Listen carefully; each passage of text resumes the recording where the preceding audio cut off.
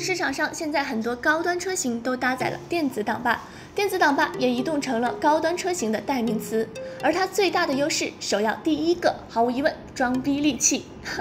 开个玩笑，颜值方面确实是毋庸置疑的，科技感非常强烈。但它真实的优势其实是操作快，而且可以预见不远的将来将实现完全的主动化，智能化程度比机械挡杆高。例如，无论什么档位熄火后直接变 P 档，和主动驻车的配合也更好。需要特别注意的是，电子挡杆也存在一定的不足之处，部分电子挡杆没有防溜车系统，导致27岁美国男星死亡，正是大切诺基的电子挡杆没有防溜车系统。不少开习惯普通挡杆车型的车主，刚刚更换电子挡杆时，难免有不适应，且电子挡杆的操作感不强，不少车主会经常忘记 P 档的存在。再来看看手动挡，手动变速器如果是由质量良好的大厂出产的，在正确使用的情况下，几乎不可能出毛病。相反，主动变速器却是随着使用年限，功能快速下降，这种下降速度在小排量车表现得格外明显。安全性方面，个人认为是否安全与变速器的关系不大，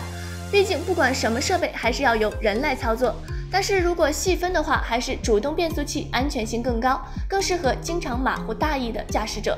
比如说挂档打火窜出去的情况，在主动变速器的车子上就不会出现。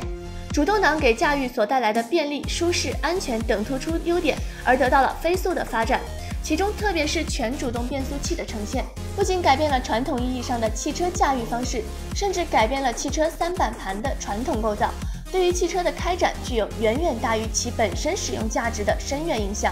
追求科技的进步是好的，但是也不要忘了安全隐患的深究。对于我们广阔的消费者来说，安全永远是放在第一位的。